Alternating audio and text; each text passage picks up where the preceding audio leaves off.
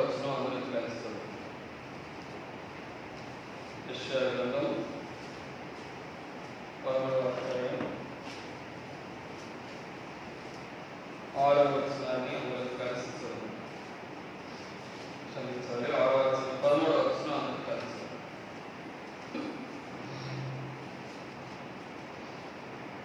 దానిలో 10వ భాగం మాత్రము విడబడినను, అదేమో నష్టం. సింధూర ప్రస్తుత వృక్షములో నరకబడిన తర్వాత అది మిగిలిన పొందవలేదు. అట్టి ముద్ద నుండి పరిశుద్ధమైన సింధు లేవికాండము 11వ అధ్యాయం. లేవికాండము 11వ అధ్యాయం 44, 45 వచనాలు కూడా ఆ రీతిగా అందరం కలిసి చదువుకుంటాం. లేవికాండము 11వ అధ్యాయం 44, 45 వచనాలు అందరం కలిసి చదువుకుంటాం. నేను మీ దేవుడైన యెహోవాను, నేను పరిశుద్ధుడను కనుక మీరు పరిశుద్ధులై ఉన్నట్టు మిమ్మల్ని మీరు పరిశుద్ధపరచుకున్నారు. నేను జీవరాశి వల్ల మిమ్మల్ని మీరు అపవిత్రపరచుకోకూడదు. నేను మీకు దేవుడను, ఐగుప్తు వాటి మిమ్మల్ని రప్పించిన యెహోవాను. నేను పరిశుద్ధుడని కనుక మీరు పరిశుద్ధులు కావాలను. మనకు వాక్యం చూస్తాం. యెహెజ్కేలు గ్రంథము 36వ అధ్యాయం. యెహెజ్కేలు గ్రంథం 36వ అధ్యాయము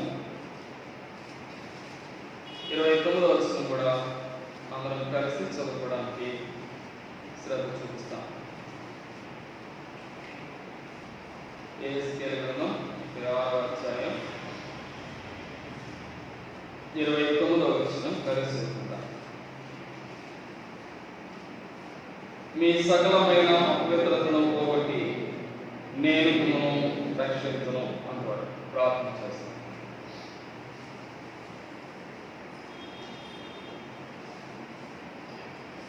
దయగల గొప్ప తండ్రి, నీతి స్వరూపుడు మా దేవా, నీ ఘనమైన శ్రేష్టమైన నామమును బట్టి నీకు మా హృదయపూర్వక స్తుతులు స్తోత్రములు చెల్లించుకుంటున్నాం.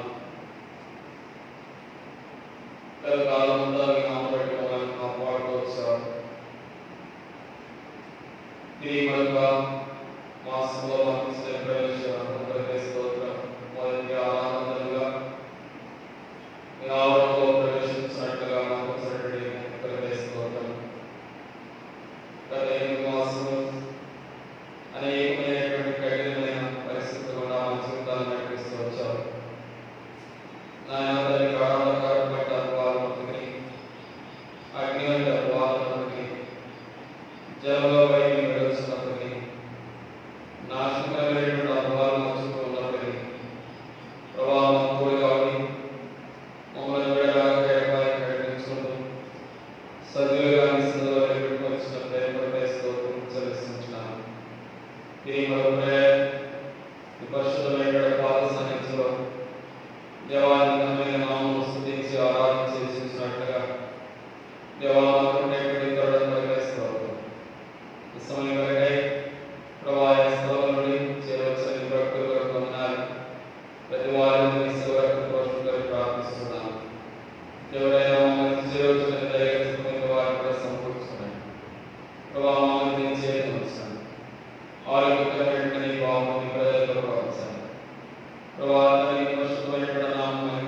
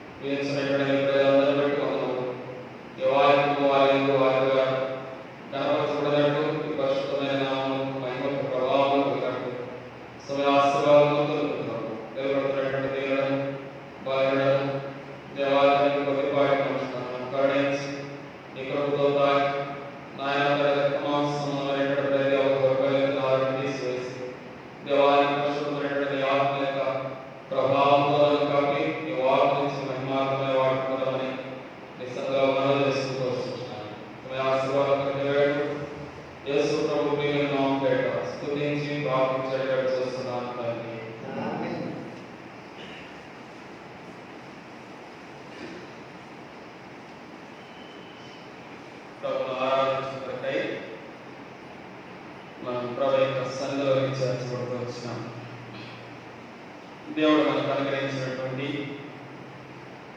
ఈ సమయం ఎంతో ధన్యకరమైంది. దేవుని పరిశుద్ధమైనటువంటి కార్యము మానవాత్మలో మన విషయమై దేవుడు మరొక విధంగా నెరవేర్చుకు వస్తున్నాడు. వాటిని జ్ఞాపకం చేసుకుంటూ తిరిగి ప్రభుని ఆరాధించడానికి ఈ సమయాలు దేవుడు మనకు ఎంతో ఆశీర్వాదకరంగా వస్తున్నాడు. మరి చిగురు అనేటువంటి ఒక మాటను ఆధారం చేసుకుని గత కొన్ని వారాలుగా మనము దేవుని స్తుతిస్తూ వస్తున్నాం. ఆయన చిగురుగా ఈ లోకంలో పిలువబడుతూ వచ్చాడు.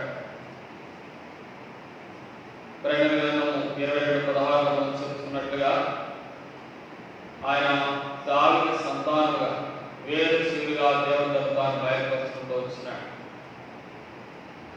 ఇది యెషయా గ్రంథం 11:1 కూడా మనం చూసినాం.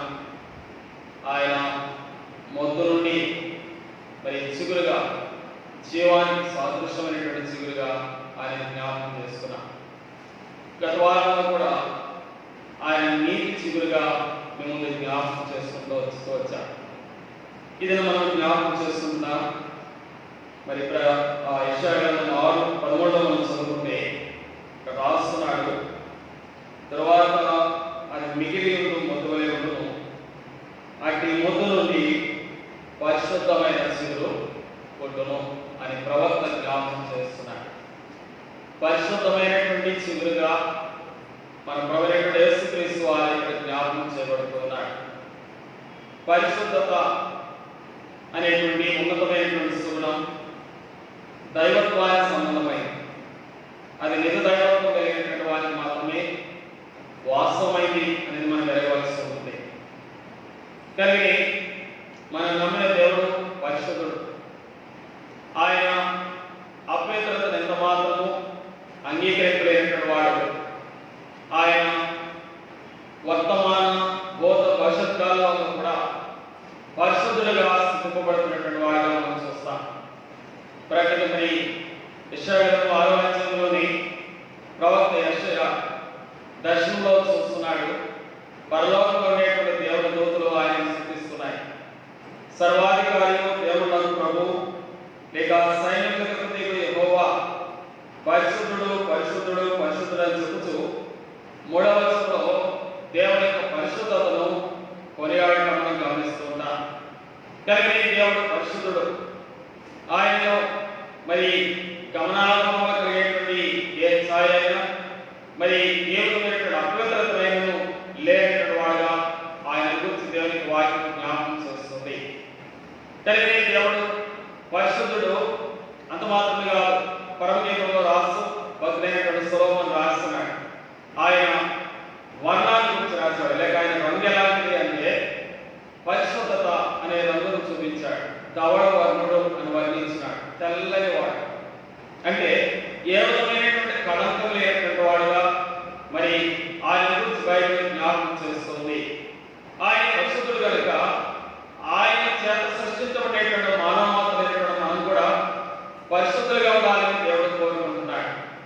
ఆయన పరిశుద్ధతను మన జీవితంలో అందించేటువంటి వారు ఉండాలని దేవుడి యొక్క దివ్య వాంఛ. అందుకే జగదత్తుకు ముందుగానే మనం పరిశుద్ధులుగా ఉండాలని, నిర్దోషులుగా ఉండాలని దేవుడు ఆశపడ్డాడు. చూడండి, ఎఫెసీయులకు రాసిన పత్రిక 1వ అధ్యాయం.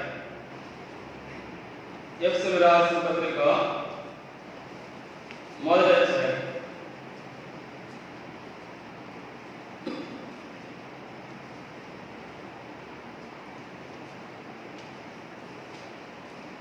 4వ వచనం నుండి 6వ వచనం కలిసి ఉన్నాయి. బాగానే చదువుతారు. ఏకైక తన ప్రియకు తాను ఉచితంగా మనకు అనుగ్రహించిన తన కృపామయకు కీర్తి కలుగునట్లు తన చిత్త ప్రకారమైన దయా సంకల్పము చొప్పున యేసుక్రీస్తు ద్వారా తన కుమారునిగా స్వతంత్రుడై మనల్ని ముందుగా తన కోసం నిర్ణయించుకొని, అక్కడ నుండి గమనించాలి, మనం తన యొక్క పరిశుద్ధమును నిర్దోషములై ఉండవలని జగత్పునాది వేయబడక మునిపే ప్రేమకర్త క్రీస్తులో మనలను ఏర్పరచుకునేను. ఎందుకైతే ఏర్పాటు చేసుకున్నాడు? మనం తన సన్నిధిలో పరిశుద్ధమును నిర్దోషములై ఉండవాలని జగదుత్పత్తికి ముందుగా కానీ దేవుడు పరిశుద్ధతను అపేక్షించి మనల్ని కోరుతున్నాడు. అనగా దేవుడు పరిశుద్ధుడు, ధవళవర్ణుడు, ధవళ సింహాసనం కలిగినటువంటి వాడు. ఆయన పాపము చూడలేనంత నిష్కలంకమైనటువంటి అనగలిగినటువంటి వాడు. అంతేకాదు ఆయన రంగు లేక ఆయన యొక్క రూపము ఎలాంటిగా ఉందంటే పరిశుద్ధతతో నింపబడినటువంటిదిగా ఉందని సొలొమోను వర్ణిస్తున్నాడు. అంతేకాదు యోహాను పత్రికలో సువార్తను రాసిన 17వ అధ్యాయంలో మరి ప్రభువైన యేసుక్రీస్తు వారు తండ్రి అయినటువంటి దేవుని గురించి పిలుస్తూ అంటున్నాడు, పరిశుద్ధుడైనటువంటి తండ్రి అని ఆయన పేరు సంబోధిస్తూ వచ్చాడు. కానీ దేవుడు పరిశుద్ధుడు, మన విషయమై కూడా పరిశుద్ధంగా ఉండాలని జగదుత్పత్తికి ముందుగానే ఆయన కోరుకుంటూ వచ్చాడు. అయితే దేవుని సంకల్పం ఆదాములో నెరవేర్చబడలేకపోయింది. ఆదాము దేవుని ఆజ్ఞలను అతిక్రమించాడు. ఆజ్ఞాతిక్రమం వల్ల పాపంలో పడినాడు. పాపంలో చేసినటువంటి అపవిత్రత చేత తన జీవితాన్ని కొనసాగించినాడు. ఆదాము సంతతిైనటువంటి మానవాళైనటువంటి వారందరూ అదే పాపంలో కొనసాగినారు. అక్కడక్కడ కొద్దిమంది తప్ప. కొద్దిమంది మాత్రమే తమను తాము పవిత్రంగా దేవుని ఇష్టలుగా ఉండడానికి ఆదాము మొదలుకొని మోసే వరకు ఉండేటువంటి భక్తుల యొక్క జీవితాలు చూస్తే వారు కొద్ది భక్తిని తమ పవిత్రతను కాపాడుకునే శ్రద్ధ వహిస్తూ వచ్చారు. అయితే ప్రేమగా దేవుని ఆలోచన మార్పు చెందేది కాదు. ఆయన దేనిని సంకల్పించినా దాన్ని సంపూర్ణంగా నెరవేర్చడానికి మరి ఆరంభిస్తాడు, ముగిస్తాడు. మనమైతే మన ప్రయాణంలో కార్యాలు ప్రారంభిస్తాము, మధ్యలోనే వదిలివేస్తాం, కొనసాగిస్తూనే పోటుకొస్తాం. కానీ దేవుడు ఏదైనా ప్రారంభిస్తే దాన్ని సంపూర్ణం చేసే వరకు ఎన్ని ఆటంకాలు వచ్చినా, ఎన్ని ప్రతికూలతలు వచ్చినా, ఎన్ని అవరోధములు వచ్చినా, ఎన్ని అభ్యంతరములు వచ్చినా, ఎన్ని ఎదుర్పులు వచ్చినా, ఎన్ని ప్రతికూల పరిస్థితులు వచ్చినా ఆయన సంకల్ప విషయంలో మార్పు చెందేటువంటి వాడు కాదు. కానీ దేవుడు మానవులను ఏ విధంగా చేతను తన పరిశుద్ధతలో పాలువారిగా దేవుడు కోరుకుంటూ వచ్చాడు. కానీ తన పరిశుద్ధతను తన భక్తులైనటువంటి వారికి ఇవ్వాలని చెప్పుకుంటూ వచ్చాడు. అందుకే కీర్తనకారుడు అంటాడు, యెహోవా తన కొరకే భక్తులను ఏర్పాటు చేసుకుంటూ వచ్చాడు అని 4వ కీర్తనలో జ్ఞాపకం చేస్తున్నాడు. కీర్తన గ్రంథం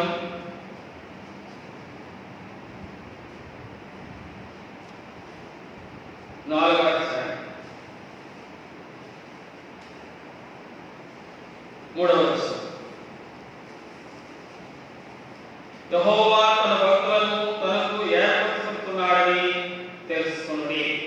దేవుడు తన కొరకైనటువంటి ప్రత్యేకమైన అభిప్రాయం లేక పరిశుద్ధతను రుజువు చేసుకున్న కొరకై ఆయన తన యొక్క ఉన్నతమైనటువంటి ఉద్దేశం సంపూర్ణంగా నెరవేర్చు కొరకై ఆయన కాలంలో తన భక్తులను దేవుడు ఏర్పాటులో తీసుకుని వచ్చాడు. లేక వారిని తన నిబంధన వారితో చేయడానికి ఇష్టపడ్డాడు. వారితోటి పరిశుద్ధమైనటువంటి జనాంగాన్ని తీసుకురావడానికి దేవుడు ఇష్టపడ్డాడు. చూడండి లూకాసు సువార్త 1వ అధ్యాయం. లూకాసు సువార్త 1వ అధ్యాయం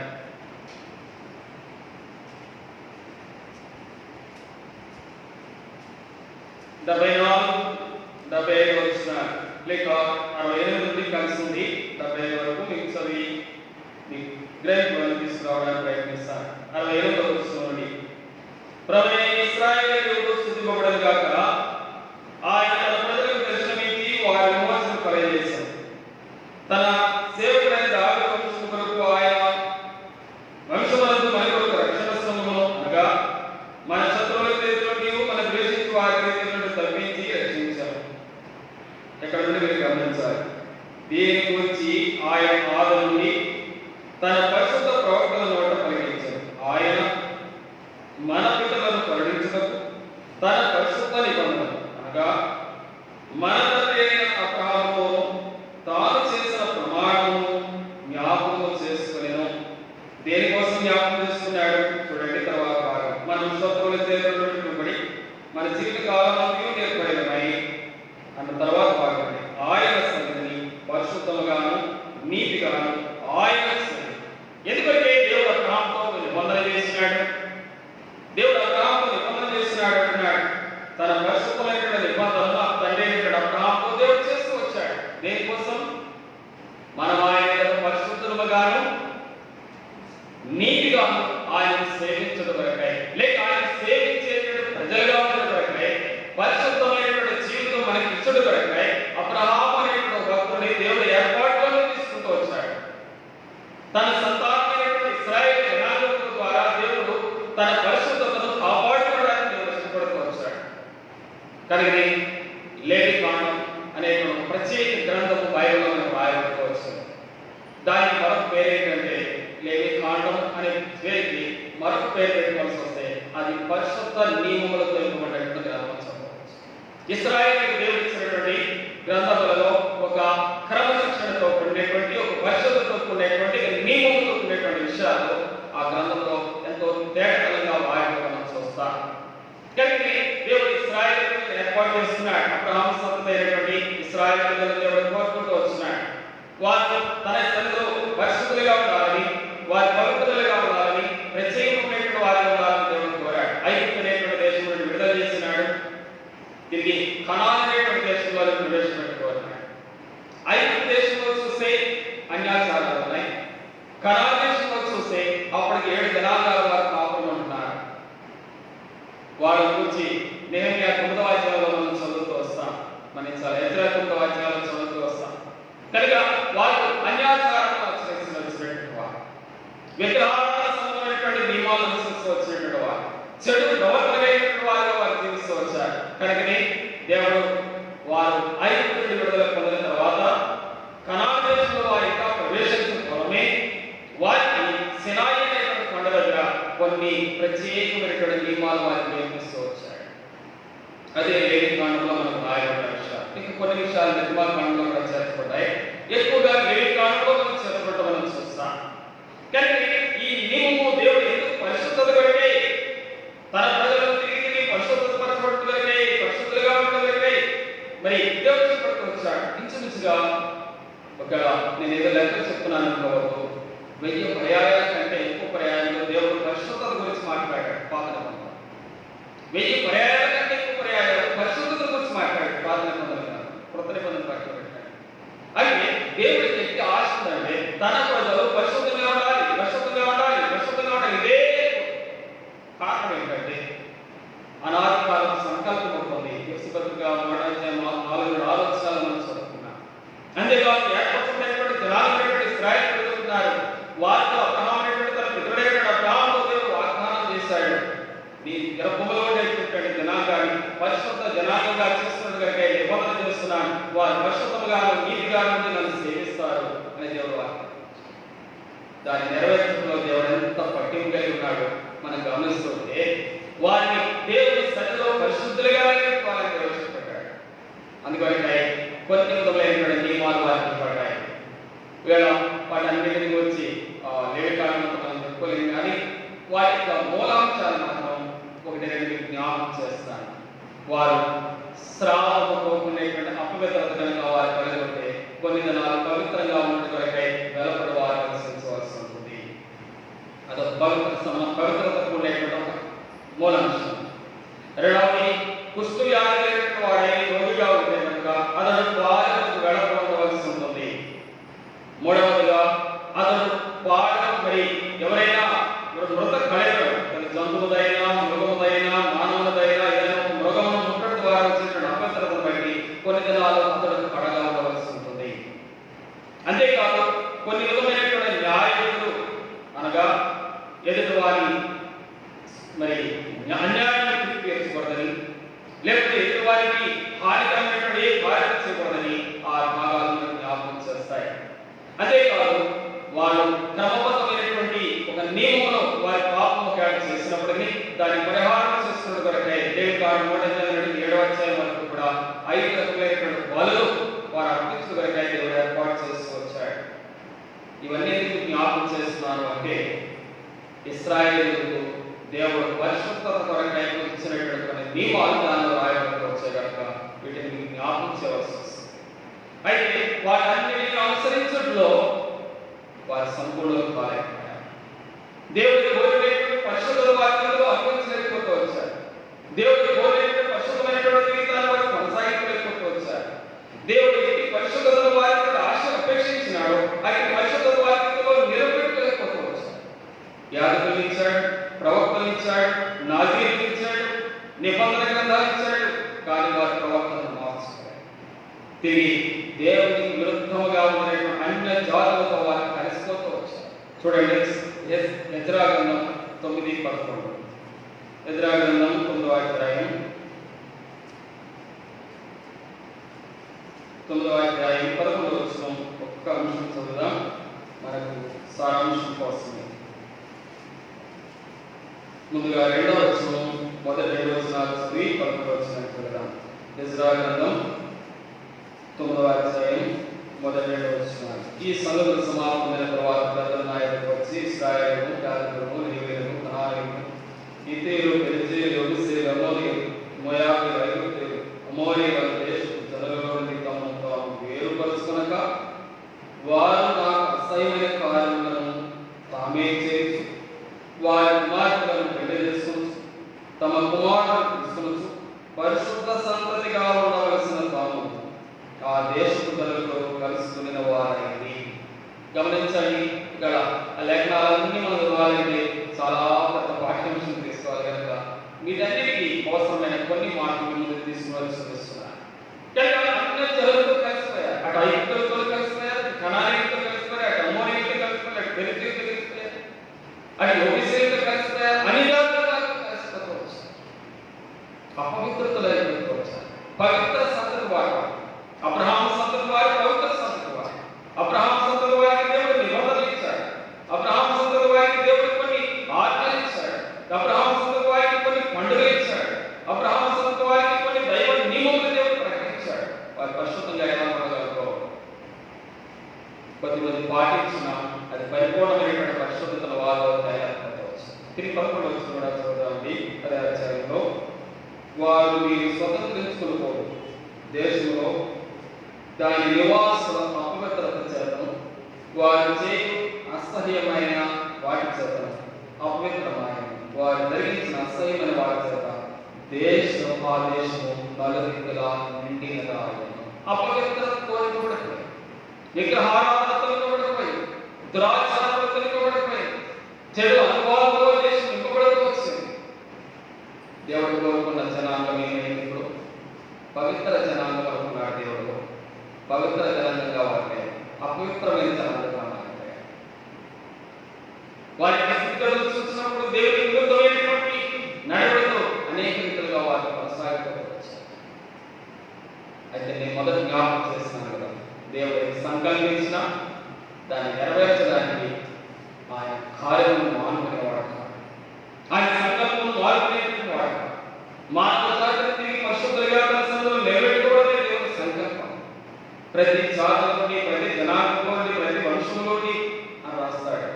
ప్రకటన 7వ అధ్యాయంలో మనం చదువుకుంటూ వస్తాం. అక్కడ కనపడుతున్నారు లెక్కింపశక్యము కానీ గొప్ప సమూహము క్రీస్తు యొక్క రక్తము చేత తమ వస్త్రములను తెలుగుగా చేసుకున్నారు. ఆ సమూహంలోనికి తీసుకురావడానికి సర్వలోక ప్రజల కొరకై మన ప్రభువైన యేసుక్రీస్తు వారి లోకంలో పరిశుద్ధుడుగా జన్మించాడు. ఒక స్వార్థ అధ్యాయంలో మనం చూస్తాం. గాబ్రియల్ దూత వచ్చి మరి ఆ తల్లి ఏదో మాట్లాడుతూ ఉంది. నీ గర్భమును పట్టుకోయేటువంటి వాడు పరిశుద్ధుడై దేవుని కుమారుడు, పరిశుద్ధుడైనటువంటి దేవుని కుమారుడు యేసుక్రీస్తు వారి లోకంలోకి వచ్చాడు.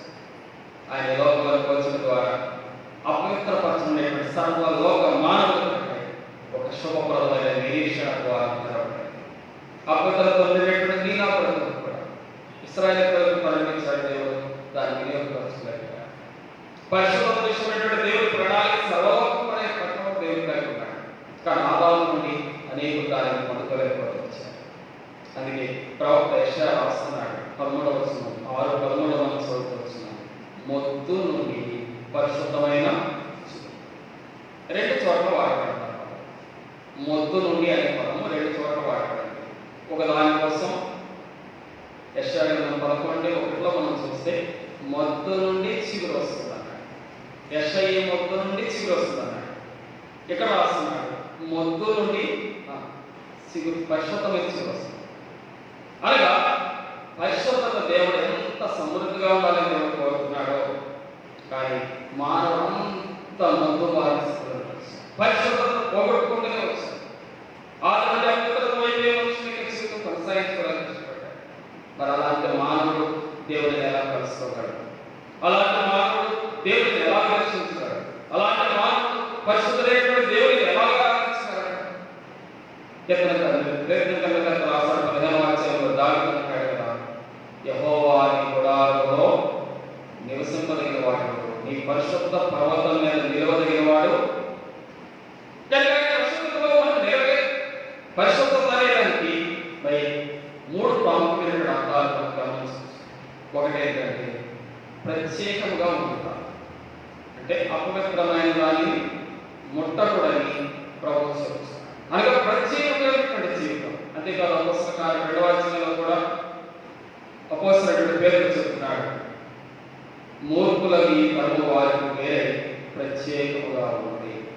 మొదటి మాట ఏంటంటే ప్రత్యేకత, పరిశుద్ధత అనేటువంటి దానికి ప్రత్యేకత అనేటువంటి అర్థం. రెండవది ఏంటంటే తెలుపు అనేటువంటి సాదృశ్యం కూడా బైబిల్లో ఉంది. మూడవది ఏంటంటే లోకముతో కలిసి వెళ్ళడం, లోకములకు వేరుగా చూపించడం, లోకమైనటువంటి పరిస్థితులని విడుదల పొంది దేవుడి చిత్త ప్రకారం నడుచుకోవడం. అటువంటి పరిశుద్ధతలోనికి దేవుడి నన్ను తీసుకొచ్చాడు. ఎలా తీసుకురాబట్ట? మనమందరం పాపం, ఈ పేరు లేని అందరూ పాపం బయట జ్ఞాపకం చేస్తుంది. అభ్యర్థులు తల్లిదండ్రులు పుట్టిన నుండి అభ్యర్థులుగా పుట్టినటువంటి వారు, అలాంటి వారు మనల్ని ప్రభు కేవలం ఆచారయుక్తమైనటువంటి కొన్ని సంగతుల చేత శుద్ధీకరించడం మాత్రం కాదు, కానీ తన యొక్క ఆత్మలో, ప్రాణంలో, శరీరంలో సంపూర్ణమైనటువంటి శుద్ధీకరణ అనుకోవడానికి మన ప్రభుత్వ ఇష్టపడ్డాడు. చూడండి, తెస్సలోనికీయులకు రాసిన 5వ అధ్యాయంలో ఆయన మనకు ఎట్టి పరిశుద్ధతను ఇవ్వడానికి దేవుడు ఇష్టపడుతూ వస్తున్నాడు. తెస్సలోనికీయులకు రాసిన అపోస్తలుడు పౌలు జ్ఞాపకం చేస్తున్నాడు. తెస్సలోనికీయులకు రాసిన మొదటి పత్రిక 5వ అధ్యాయం 23వ వచనం.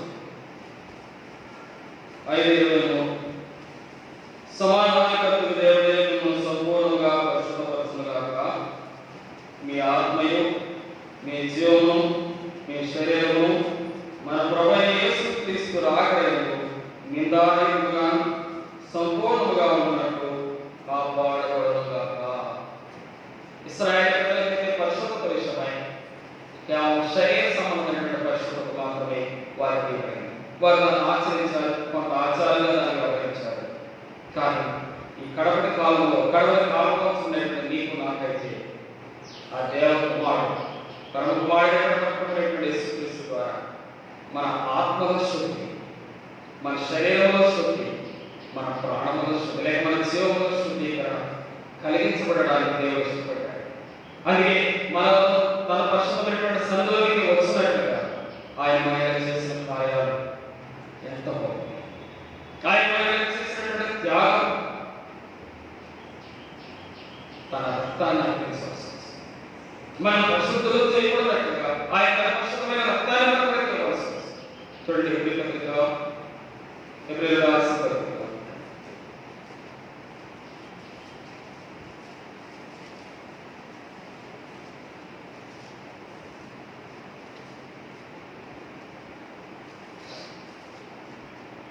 10వ అధ్యాయం 30వ వచనం.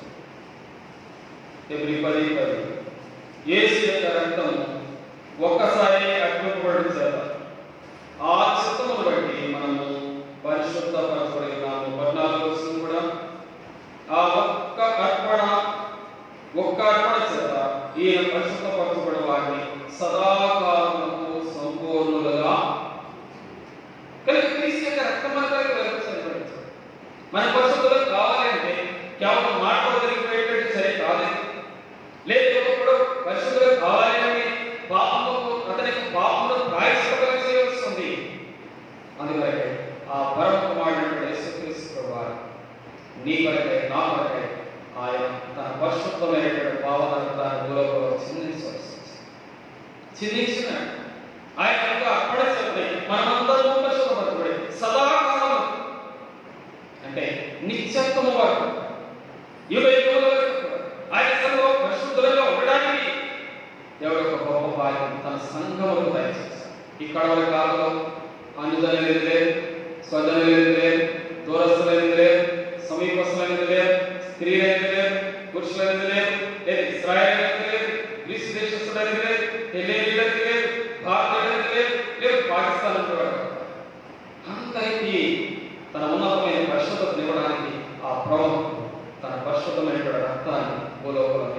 పరిశీలించి ఈనాడు రక్తంతో కడగబడ్డావు, నువ్వు ధన్యుడవు. ఒకప్పుడు ఆయన చూడలేదు అంటాడు కదా, మత్తయి సువార్త 5:8 ప్రభు మాట్లాడుతూ అంటున్నాడు, హృదయ శుద్ధి గల వారు ధన్యులు, వారు దేవుడిని. మరి హృదయ శుద్ధి లేని వారు దేవుడిని చూడలేదు. శుద్ధి లేని వారు ప్రభువును చూడలేదు. కానీ నాడు ప్రభు తన రక్తంతో కడగాలని పవిత్రపరిచాడు, తన పరిశుద్ధతలో నేను ప్రవేశపెట్టాడు. ఆయన పరిశుద్ధత నీలో చిగురింప చేశాడు. ఆ యేసు తీసుకునేటువంటి ఆ ప్రభువే నీలో స్వీకరించాడు, పరిశుద్ధత మనలో వచ్చింది. ఒకనాడు అపవిత్రం కుష్ఠరోగ రాగానే తన పైకలోని బిగించుకొని అపవిత్రుడని పెట్టవలసి ఉంటుంది. కానీ మన ప్రభువైన యేసుక్రీస్తు వారు భౌతికమైనటువంటి అపవిత్రత లేక ధర్మశాస్త్రంలో ఉండేటువంటి అపవిత్రత కాదని రుజువు చేసుకుంటూ వచ్చాడు. నేను ముందు జ్ఞాపకం చేసినాను కదా 3 ముఖ్యమైన విషయాలు. ఒకటి, స్రావ రోగం ద్వారా స్రవించేటువంటి తన దేహంలో ఉండేటువంటి బలహీనతను బట్టి అతను అపవిత్రుడు. కానీ ప్రభు యేసుక్రీస్తు వారు ఏం చేస్తాడో తెలుసా? రక్తస్రావ రోగంతో బాధపడుతున్నటువంటి ఒక స్త్రీ వచ్చి ఆయన వస్త్రం ముట్టుకుంటే అంటే ఆయన ఏమన్నాడు? అమ్మా, నీకు సమాధానం అవుగాక, నీ విశ్వాసం సంస్కృతం గాక వేడించాడు. అంతేకాదు కుష్ఠరోగి వచ్చాడు ప్రభువైన యేసుక్రీస్తు వారికి, ప్రభువా నీకు ఇష్టమైతే నన్ను బాగు చేయాలి, నాకు ఇష్టమే, నువ్వు శుద్ధుడో కమ్ము అని ముట్టాడు, బాగు చేశాడు. విధవరాలు నాయకులైనటువంటి గ్రామంలో ఒక విధవరాలైన కుమారుడు చనిపోతే అతని యొక్క దేహాన్ని ముట్టాడు. అనగా భౌతికమైనటువంటి అపవిత్రత కాదు, కానీ మనిషి హృదయ సంబంధమైనటువంటి అపవిత్రతే అందుకే ఇర్మియా రాసిన 17వ అధ్యాయంలో హృదయం అన్నిటికంటే మోసకరమైనది, ఘోరమైన ఆ ఘోరమైన అపవిత్రత తీయబడకపోతే నువ్వు భౌతికమైనటువంటి ఎన్ని రకమైనటువంటి శుద్ధీకరణాలు పాటించినప్పుడు కూడా అది భౌతిక కాదు. లోకం ఎంతో మంది పాటిస్తున్నారు, నేటికి కూడా భౌతికమైనటువంటి శుద్ధీకరణ ఆచారాలు. కేవలం కాళ్ళు కట్టుకోవడము, చేతులు కట్టుకోవడము, నోరు కట్టుకోవడం ద్వారానే పరిశుద్ధత కాలేదు. స్నానాలు ఆచరించడం ద్వారా పరిశుద్ధత కాలేదు. కేవలం కొన్ని విధమైనటువంటి పవిత్రమైన మంచి పనులు చేయడం ద్వారా పవిత్రత కాలేదు. కానీ యేసు రక్తము ప్రతి పాపమును మనిషిని ఏం చేస్తుంది? పవిత్రత చేస్తుంది. ఆ పవిత్ర పరిశుద్ధులుగా పరిశుద్ధైనటువంటి దేవుడు తన పరిశుద్ధ రక్తాన్ని భూలోకానికి నీ కొరకే ప్రతిష్ఠించాడు. కనుక నా రక్తంతో కడగబడ్డ ధైర్యంగా పాసం తగిలిచే అబ్బా తండ్రి నాయన మొరపెట్టగలిగేటువంటి తండ్రి నీకు నాకు కృపగల దేవుడు కాదా?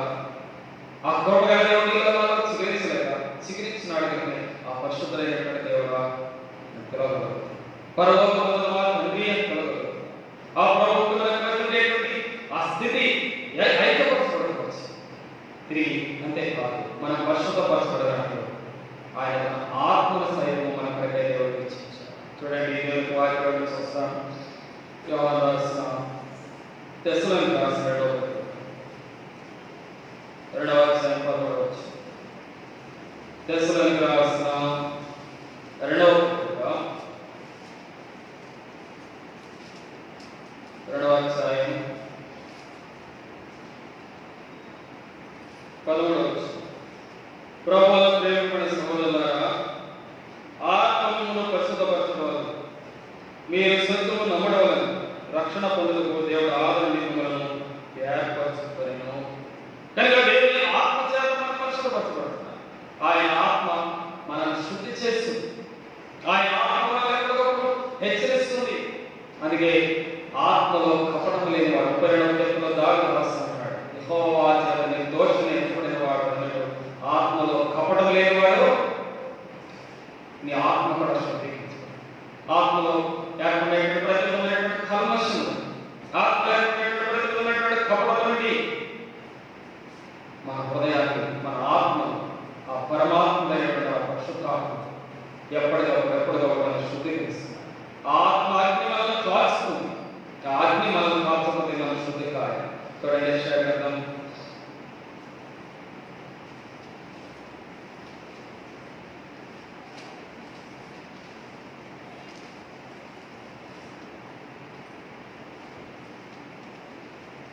4వ వచనం. యెషయా గ్రంథం 4వ అధ్యాయం 3-4 వచనాలు. సియోనులో శేషించిన వారికి, విషయంలో నిలబడిన వారికి, అనగా జీవం పొందిన విషయంలో దాఖలైన ప్రతి వారికి పరిశుద్ధులని పేరు పెట్టుతూ, తీర్పు తీర్చు ఆత్మలను, దహించు ఆత్మలను ప్రభు సియోను కుమార్తెలకున్న కల్మషమును కడిగివేయునప్పుడు, యేసుదేవులకు తగిన రక్తమును దాని నుండి తీసివేయనప్పుడు, దాన్ని శుద్ధి చేయనప్పుడు అని మాట్లాడబడుతున్నాయి. అనగా పరిశుద్ధమైనటువంటి తన ఆత్మాగ్ని చేత కాలుస్తాడు. మనం దేవుడు తన శుద్ధీకరణలో భాగంగా ఆయన ఆత్మ మనకంటే వినియోగపరుస్తున్నాడు. నేను తన పరిశుద్ధులుగా తన సన్నిధిలో నిలబెట్టుకోవడానికి తన రక్తాన్ని వెచ్చించాడు. నేను పరిశుద్ధులుగా తన సన్నిధిలో నిలబెట్టుకోవడానికి ఆయన తన పరిశుద్ధమైనటువంటి ఆత్మ ద్వారా నేను కాల్చుకున్నాడు. ప్రవక్త అయిన యెషయా 6వ అధ్యాయం మన చదువుకున్న భాగంలో చూస్తే, ప్రభు దర్శనం పొందినప్పుడు ప్రవక్త యెషయా అంటున్నాడు, ఆ దర్శనం యొక్క శక్తిని మరి చూస్తున్నటువంటి యెషయా అంటాడు, అయ్యో నేను ఎలా ఉన్నాను, అపవిత్రమైన గతవలకవాడు, అపవిత్రమైన ప్రజలను చూస్తున్నటువంటి వాడు అని పలుకుతున్నప్పుడు అక్కడ మండుతున్నటువంటి కారు అగ్ని దానిలో తీసుకున్నటువంటి ప్రారంభం. ఆ ప్రవక్త పెదవులకు తాకడం, ఇది నీ పెదవులకు తాకడం కనుక నీవు కనుక ప్రభు తన ఆత్మాగ్ని చేత నేను కాల్చుకోవచ్చినప్పుడు పరిశుద్ధుడు అవుకోవచ్చు. ప్రేమగల దేవుడు ఇశ్రాయేలు ప్రజలకు ఇవ్వడమైనటువంటి ఆరోగ్యం, లేదా ఆదాములకు మానవాళికి ఇవ్వడమైనటువంటి ఆరోగ్యం తన సంఘానికి దేవుడు ఎంత ప్రత్యేకంగా ఇస్తున్నాడో మనం గమనిస్తున్నాం. ఆయన సంఘంలో చేర్చబడ్డాం. ఆ పరిశుద్ధమైన చిగురు నీలో చిగురించుంటే, ప్రభావం నాలో చిగురించినావు. ఒకనాడు నేను అపవిత్రుడను, నా ఆలోచనలు అపవిత్రమైనవి, నా తలంపులు అపవిత్రమైనవి, నా నడవడి అపవిత్రమైనవి, నా మాట అపవిత్రమైనవి. మన నోరు తెలిసి ఎటువంటి మాట వస్తాయి? ప్రక్క వారిని మంచి మాట పలకడానికి మనం నోరు. ప్రవక్త యెషయా అపవిత్రమైన తర్వాత మరి ఎవరు సార్ పవిత్రమైన తర్వాత? చూడండి, మనం పవిత్రమైన తర్వాత కలిగిన వారు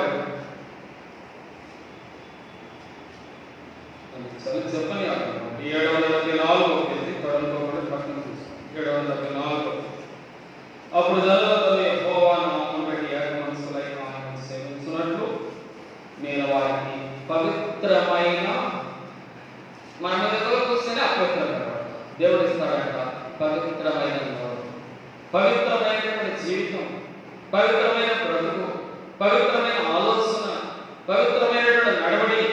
ఒకనాడు అపవిత్రుడనన్నట్టుగా జీవించవలసి వస్తుంది. కానీ యేసుక్రీస్తు మనలో తన కార్యం ప్రారంభించడం పవిత్రమైన చిగురింపు నాలో ప్రారంభించింది. అది యేసును చిగురించడం ద్వారానే, లేక యేసు మనలోకి వచ్చడం ద్వారానే అది కార్యం సాధించింది. కనుక ఈనాడు ఆయన సన్నిధిలో ధైర్యంతో ఆయన ఆత్మ ద్వారా మనం ఆరాధించగలుగుతున్నాం. ఆయన పరిశుద్ధమైన రక్తం ద్వారా కడగబడే వారమే ఆరాధించగలుగుతున్నాం. అంతేకాదు మనం శుద్ధీకరించడానికి ఆయన తన పరిశుద్ధమైన వాక్యాన్ని వాడుతున్నాం. చూడండి, కొరింథీయులకు రాసిన 2వ పత్రిక 7వ అధ్యాయం, కొరింథీయులకు రాసిన 2వ పత్రిక 7వ అధ్యాయం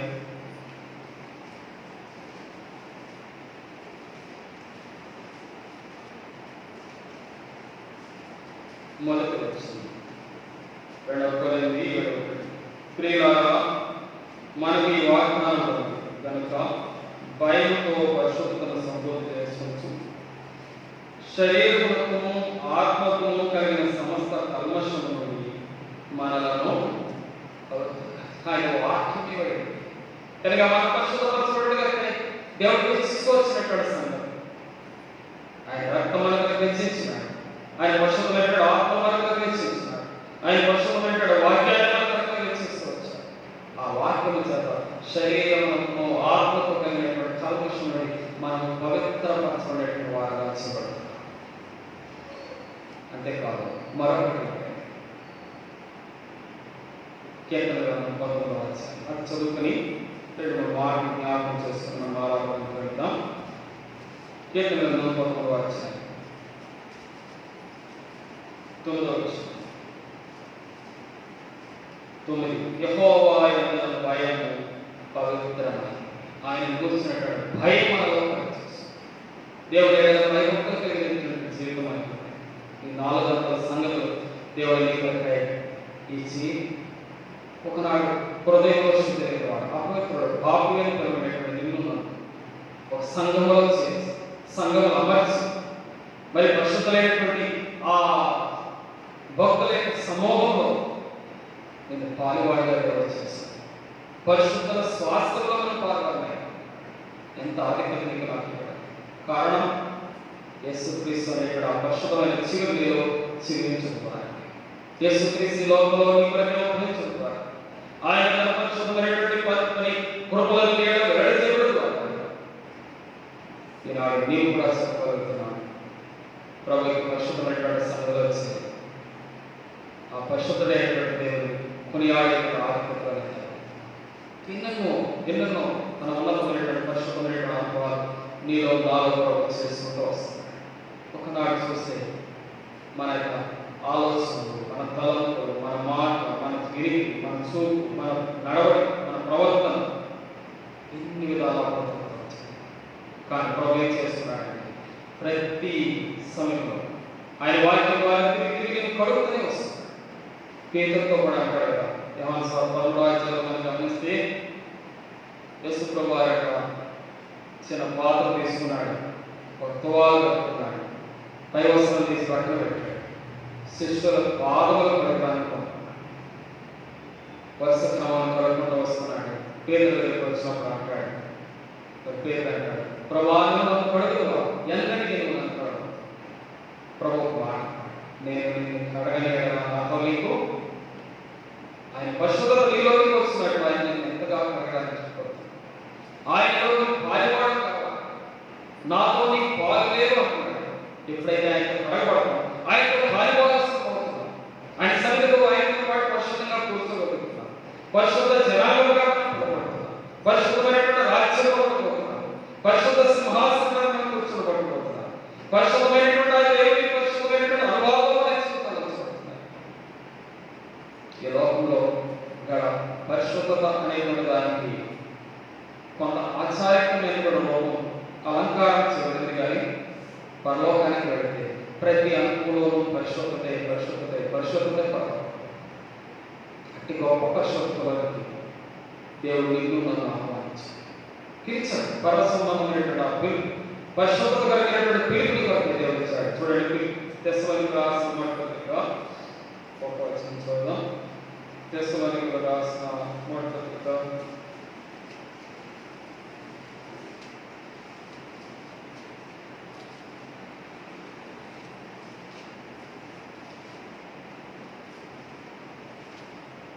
4వ అధ్యాయం 7వ వచనం. పరిశుద్ధులైన దేవుడు మనల్ని పిలిచిన కానీ అపవిత్రులుగా ఉండటంలో ఎంత గొప్ప పిలుపు. నేను దేవుడు ఎవరిగా ఉండడానికి పిలిచినాడంటే పరిశుద్ధుడు. ఎవరు పరిశుద్ధుడు? దేవుడు పరిశుద్ధుడే. అది మమాటికే వస్తుంది.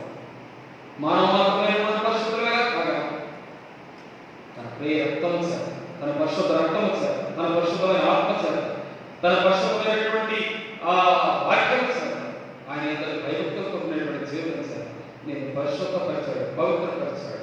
తన సన్నిధిలో నిలబెట్టుకోవడానికి అవసరం. ఈనాడు ఆయన సన్నిధిలో చేద్దామంటే అది నీ నా సామర్థ్యం పెట్టుకున్నా. ప్రభు ఉన్నతమైనటువంటి కృప, ఆయన పిలిచిన పిలుపును బట్టి, ఆయన ప్రణాళికలు ఇష్టపడి తన పరిశుద్ధతలో నేను పాలువాడుగా ఇచ్చినాడు. కనుక అటు పరిశుద్ధుడైనటువంటి ప్రభువును పరిశుద్ధమైనటువంటి అనుభూతులు నేను ఆరాధించాల్సి. అపవిత్రుడు దేవుడిని ఆరాధించాలి. అపవిత్రమైనటువంటి నడవడిన వాడు దేవుడిని సిద్ధించాడు. అపవిత్రమైనటువంటి కార్యం చేసేవాడు దేవుడి సన్నిధిలోకి రాలేడు. కారణం ఏంటంటే అతడు అపవిత్రుడు.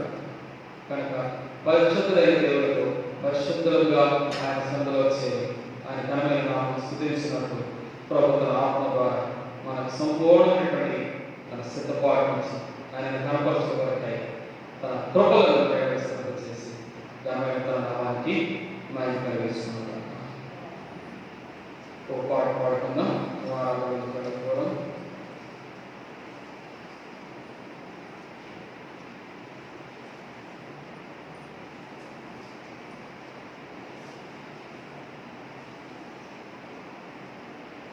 పాట సంఖ్య 78.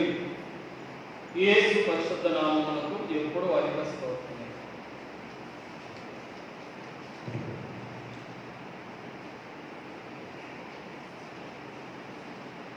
పాట సంఖ్య 78.